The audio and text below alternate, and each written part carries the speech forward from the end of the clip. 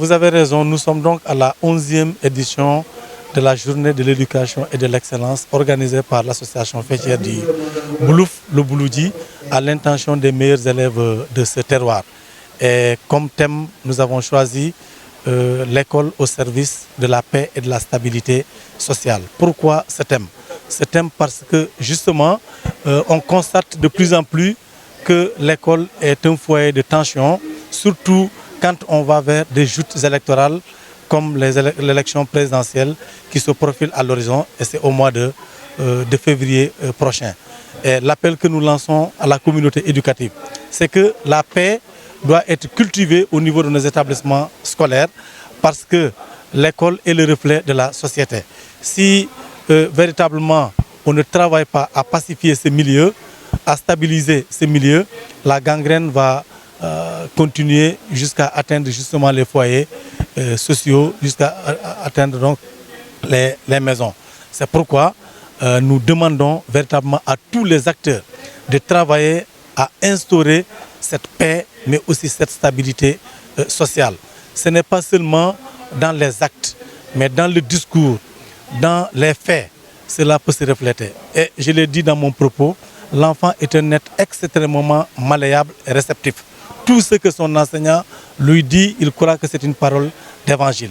Donc à nous enseignants de faire beaucoup attention par rapport au discours que nous tenons devant nos enfants. Ils prennent souvent les enseignants pour des demi-dieux, si bien que tout ce qu'ils leur donnent comme information, ils y croient dur comme fer. Donc il faut beaucoup faire attention et considérons que ce sont justement les citoyens de demain, c'est eux qui vont nous remplacer. Donc inculquons-leur la bonne parole et la bonne éducation. Vous êtes sûrement influencé par ce qui s'est passé en choisissant ce thème, notamment lors des manifestations politiques ou judiciaires qui ont ébranlé le pays.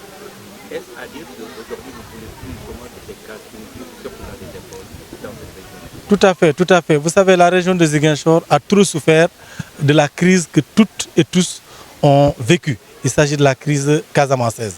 C'est d'ailleurs la raison pour laquelle nous sommes très en retard sur le plan de l'éducation. Et par rapport justement aux perturbations connues dans les espaces scolaires, il y a souvent une intrusion de personnes mal intentionnées qui profitent de ces occasions pour intenter des actions très répréhensibles. C'est pourquoi donc, nous demandons solennellement que cela s'arrête et que véritablement l'école retrouve son lustre d'antan, c'est-à-dire une école où se déroulent des enseignements apprentissages au bénéfice de la communauté. C'est donc ça notre appel et nous souhaitons que toute la communauté véritablement travaille à ce que la paix et la stabilité sociale soient de mise. Les populations souvent s'adonnent à des danses de kumpo pendant l'année scolaire. Et là, quand l'école ouvre ses portes, il y a beaucoup d'activités qu'on doit suspendre, telles que les soirées dansantes, telles que les danses de kumpo, parce que souvent ce sont des occasions rêvées pour que garçons et filles se fréquentent et les conséquences sont visibles de tout le monde. Donc nous allons travailler véritablement à faire de sorte que, en tout cas, ces activités qui aliènent davantage nos enfants puissent être évitées pendant l'année scolaire.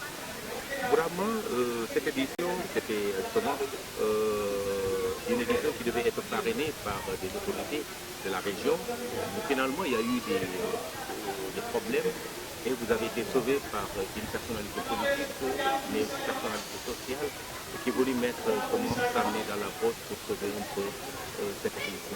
Pouvez-vous revenir un peu sur les péripéties et qu'est-ce que justement l'appoint d'Abdoulaye Sylla représente pour le pays? Merci beaucoup. Cette édition, sa particularité est que nous avions choisi une marraine.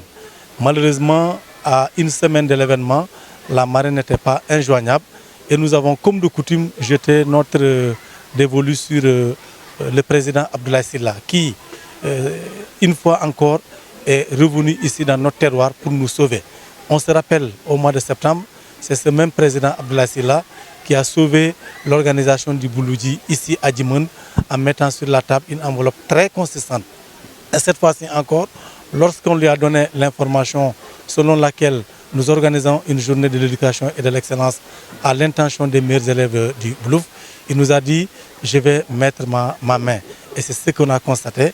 Et n'eût été son assistance, n'eût été son apport, on n'en serait certainement pas là, parce qu'il nous a soutenus véritablement à la hauteur de ses moyens, puisque Ablaye Sylla est un homme généreux, est un homme social, est un homme en tout cas qui est porté par les populations désormais, parce qu'on a même fini d'en faire un citoyen d'honneur du Boulouf, puisqu'il demeure désormais le parrain potentiel et naturel du Bouloudji. Toute activité que nous déroulons, nous n'allons pas manquer de lui en parler.